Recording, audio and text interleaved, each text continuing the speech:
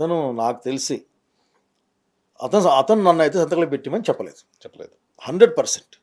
But విప్పులుగా, chief విప్పులుగా మీరే అది organise చేశారు. అంటే ఇప్పుడు రగన్న వచ్చాడు. మొదటి సంతకం ఎవరు పెట్టారు?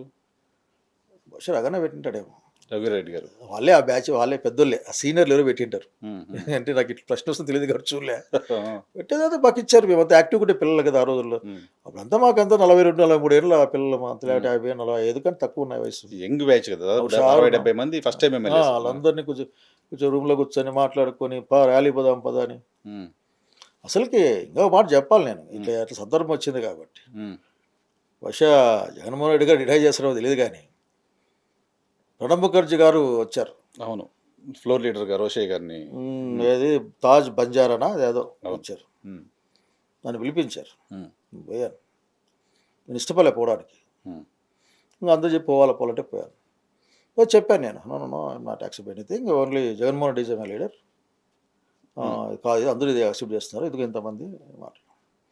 అతను బాగా తెలివి, బాగా ఎక్స్పీరియన్స్డ్ కదా. భుజం చేసి కూర్చోబెట్టి చాయ్ దాపిచ్చి రకరకాలు చెప్పేసాక సరే సార్ నేను మళ్ళీ మాట్లాడుతానని వచ్చేసాను. నేను వాటికి కమిటెడ్ ఎనీథింగ్. జగన్మోహన్ రెడ్డి గారు ఆ రోజున మళ్ళీ పిలిచారు. అంటే అతని యొక్క క్లాసులు చెప్తా ఉన్నాను, నేను ఎవరిని సర్టిఫికేట్ ఇవ్వడంలే. ఇంకా శిలన్న రేపు మీటింగ్ సిఎల్పికి పోవాలన్నా అంటే పోదాంలే అన్నా. ఏమంటే జగన్మోహన్ రెడ్డి గారు ప్రపోజ్ చేశారు. ఏం డిస్కషన్ పక్క పెట్టండి. జగన్మోహన్ రెడ్డి గారు ప్రపోజ్ చేశారు రోషయ్య గారు, నేను సెకండ్ చేశాను. ఓహో, మీరేనా? సెకండ్ ప్రపోజల్ మీరు? నేను ప్రపోజల్ని బలపరిచింది మీరు. మరి ఎక్కడ ఏముంటాయంటే చూసేది మా వీళ్ళు లేదంటే మాడదాడు రాగారికి అని నాకు ఎప్పుడు ఆశ్చర్యం. నాకైతే జగన్మోహన్ రెడ్డి గారు సంతకాలు పెట్టమని చెప్పలే. ఎన్ని సంతకాలు అయ్యాయో అడగలేరు ఆయన వరకు. ఎవరు పంపించారు ఇది? ఢిల్లీకి పంపించారా? అంతా కూడా ఆలోచించలే నేను. పని చేసే మా పిల్లలము సంతకాలు పెట్టింటే చేసిన వాళ్ళు ఎవరో దాన్ని ఏం చేశారు? దాన్ని బహుశా మన రగన్న, ఆ తర్వాత రామచంద్రరావు గారు ఒకసారి ఆ డిస్కషన్లో వచ్చినట్లు గుర్తు నాకు. ఆ తర్వాత మేమే మిందేసేసుకున్నాం. ఎవరు కావాలి అంతే. ఎమోషన్ ఉంది, అప్పుడు ఎమోషన్ ఉండింది కదా. రాజశేఖర్ చనిపోతే ఒక సంవత్సరం ఏడ్చాను నేను. ఒక సంవత్సరం పూర్తి. మా ఇంట్లో నేను టీవీ ముందు కూర్చుంటే నా పక్కలో కూర్చుంటే వాళ్ళు ఇట్లే బాగా ఏడుస్తుంటే. అంత ఎమోషనల్ బాండింగ్ ఏంటి సార్? ఎందుకు అట్లా వచ్చేసి నిజంగా నాకు ఇప్పటికీ అర్థం కాదు. ఒక సంవత్సరం ఒక మనిషి కోసం ఎట్లా ఏడ్చాను అబ్బా నేను. ఒక సంవత్సరం. ఇప్పటికీ నా తోటలో నేను కట్టుకున్న ఇంట్లో రాజశేఖర్ పెద్ద బొమ్మ ఉంటుంది. నాకు ఇప్పటికీ అనుకుంటే కూడా నాకు కళ్ళు వెట్టి అయిపోతాయి. ఏందో అసలుకి అతను ఏం చేశాడంటే మాకు ఐడెంటిటీ ఇచ్చాడు, మాకు ప్రేమ ఇచ్చాడు. అతను నాకు $0.5 భూమిలే, ₹10 డబ్బులేలే నా వరకు అయితే. ఇంకా ఎలక్షన్ ఖర్చును కడుక్కొని ఇంకా అతనికి ఇస్తే మళ్ళీ ఇస్తాలని చెప్పినప్పుడు లేడు కాబట్టి చేసేది ఏం లేదు నేను ఆఖరికి. అయినప్పటికీ కూడా అంతగా ఇంప్రెషన్ ఇచ్చిన మనిషి నా మీద, అంటే ఆ విధంగా తీసుకెళ్ళ మనిషి నాకు ఇద్దరు కనపడలేదు. ఏంటి గుర్తు చేసుకోగలరా? అంటే మీరు లెఫ్ట్ బ్యాక్గ్రౌండ్ నుంచి వచ్చిన వాళ్ళు, నిజానికి డాక్టర్గా ఉన్నారు. Your a self made person. అంతే డాక్టర్ వరకు వచ్చారంటే చిన్న ఫ్యామిలీ నుంచి వచ్చి మీరు.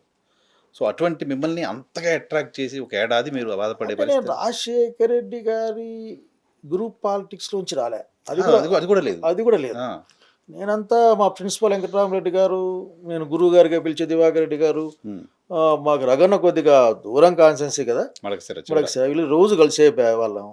ఇట్ల నుంచి వచ్చాం మేమంతా. వచ్చిన తర్వాత ఒక సంవత్సరం అంటున్నట్లు ముట్టినట్లు ఉండేవాడిని. సిగ్గు ఒకటి, రెండవది పర్సనాలిటీ కదా ఆయన. ఆ తర్వాత చిన్నగా అతను పలకరించే విధానం కానీ, అతనికి ఇట్లా పొట్ట మీద అట్లా కొట్టి శైలజ ఎట్లా ఉన్నావు అంటే అక్కడ అంతే. అతను 100 సార్లు కొట్టింటాడు, 100 పైసలు వెళ్ళేది నాకు ఇద్దరు అక్కడికి. కానీ అతని యొక్క కేర్ మనిషి పట్ల, మనకున్న సమస్యని అతను ముందే ఐడెంటిఫై చేస్తాడు, దాన్ని సాల్వ్ చేసింటాడు. సాల్వ్ చేసి మనతో మాట్లాడతాడు. ఏంది ఇది ఏదో ఉందంటేనే ఏం చేసినావు అంటే నా తెలియదన్నా, చెప్పినాను చూడుపో అంటాడండి. అదొకటి. రెండవది, ప్రజల కోసం మనం అతని దగ్గర పోయినప్పుడు ఫస్ట్లో ఇట్లా అద్దాలను చూసి అంతేనా అంటాడు. కానీ ఆ మాట అన్నాడంటే 100% ఆ పని చేసింటాయని నా అనుభవం చెప్తున్నా అక్కడికి, మా ఎక్స్పీరియన్స్. ఫస్ట్ ఒక సీఎంఆర్ఎఫ్ నుంచి ఒక 8 లక్షలు 10 లక్షలు ఇవ్వచ్చని అప్పుడే చూసాను నేను. ఆ రోజుల్లో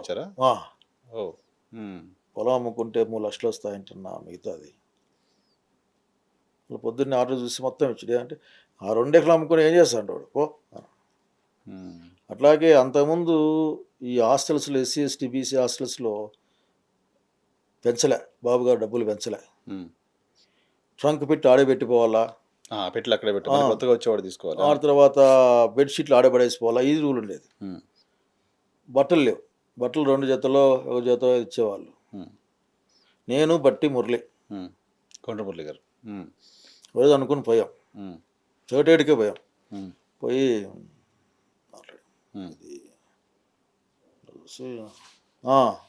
అని కొద్దిగా సీరియస్గానే మొహం పెట్టాడు. మేము కొద్దిగా ఎమోషనల్ కదా, పైగా విద్యార్థులు ఈ పెట్టేటికి మరికొంత చికాకు. విద్యార్థి లీడర్స్గా ఉన్నారు కదా, ఏదబ్బా ఇది ఏది అనుకుంటా. సర్లేనా మీ ఇష్టం అని వచ్చేసినాం. ప్రొద్దున్నే చూస్తే ఏమైతే అడిగాము దానికి కొద్దిగా ఎక్కువే చేసి రాత్రికి అతను ప్రామిస్ చేసి ఆర్డర్స్ ఇచ్చేసాడు. నెక్స్ట్ మార్నింగ్ పేపర్లోకి వచ్చింది 300% పెంచామని, బట్టలు 4 జతలు ఇస్తున్నామని, ట్రంక్ పెట్టి వాళ్ళదే అని, అదని ఇదని అంత అంటే ఏమడిగేవాడిని. చిన్న విషయం అదే, ఎంతమంది పిల్లలకి హెల్ప్ అయింది కదా.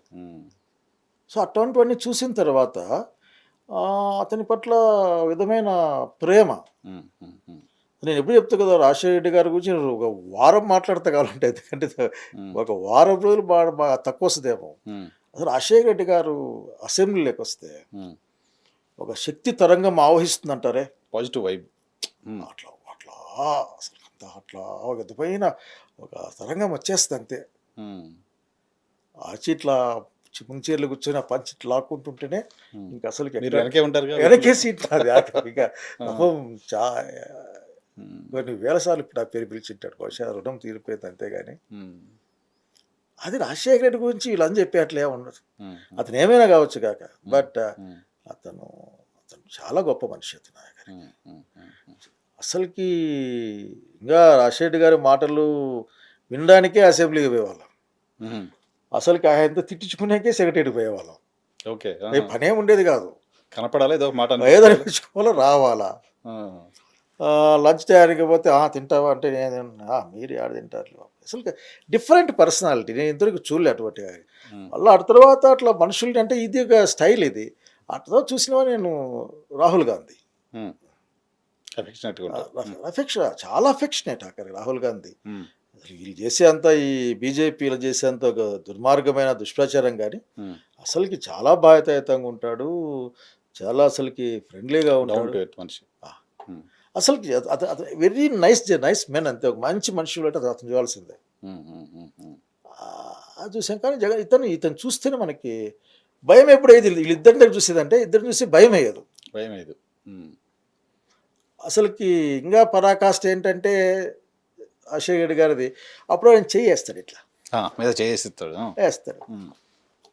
చెయ్యి ఎక్కడ తీస్తాడో అని అతను ఎట్లా వంగితే అట్లా వంగేవాళ్ళం. అంటే కొద్దిగా రెసిస్టెన్స్ ఇస్తే తీసేస్తారు కదా, సో కంఫర్ట్ తీసేస్తారు కదా, కాబట్టి ఇట్లా వంగేవాళ్ళం. అంటే అతని భుజం మీద చెయ్యడమే అత్యంత ట్రెజర్, విలువైన విషయంగా భావించేవాళ్ళం. అసలుకి నిజంగా అట్లా అయిపోయి చివరికి మాకు తెలియకుండానే అతన్ని మేము అభిమానించాము, ఆరాధించాము. ఆఖరికి అతను తప్ప ఇంకెవరు జేవర్ లేరు దేశానికి అనుకున్నాము. అసలుకి కాంగ్రెస్ పార్టీ నాయకత్వానికి కూడా రాజశేఖర రెడ్డి లాయల్ కదా, చాలా మామూలు కాదు, అంత శక్తివంతుడు. ఎవరు ఇప్పుడు మాట్లాడే వీళ్ళందరూ అక్కడ చూసాం కదా. ఇప్పుడు తెలుగుదేశం పార్టీలో ఉన్న వాళ్ళు ఎంతమంది ఆయనతో పని చేయించుకోలే? అవును, ఎంచుకోలేదా? సీఎంఆర్ఎఫ్ చాలా మంది తెలుగుదేశం పార్టీ సీఎంఆర్ఎఫ్ ఎందుకు వాళ్ళ ప్రైవేట్ ఇష్యూస్ కూడా అడిగి చేయించుకోలేదా? నేను చెప్తే బాగుండదు, 2-3 విషయాలు నేనే సాక్షి ఆఖరికి దానికి. అవునా? వీళ్ళంతా ఆఖరికి. కాబట్టి రాజశేఖర రెడ్డి గారి గురించి వీళ్ళు ఎవరు మాట్లాడడానికి లేదు. అప్పుడు వింటుంటా మహామేత ఇట్లా అంటుంటారు ఆఖరికి. ఇన్స్టాంటేనియస్గా ఏ ఫీలింగ్ వచ్చిందో అదే రైట్ ఫీలింగ్. అర్థాత్ వచ్చే మాటలన్నీ ఫ్రేమ్డ్. ఆ రోజు వచ్చిన మాట మొత్తం రాష్ట్రం అంతా, దేశం గురించి నాకు వదిలిపెట్టు సంబంధం లేదు, రాష్ట్రం అంతా కొడుకు పోయినట్లు ఏడ్చింది. మైకు తీసిన ప్రతి ఒక్కరూ చాలా మహానాయకుడనే పొగిడారు, చంద్రబాబు నాయుడుతో కలిపి. మళ్ళీ వచ్చినాక పాలిటిక్స్ వచ్చినాక ఆయన మహామేత అనొచ్చు, తప్ప అనొచ్చు, కానీ ఆ ఇన్స్టాంటేనియస్గా వచ్చిన రియాక్షన్ మాత్రం దట్ ఈస్ జెన్యూన్.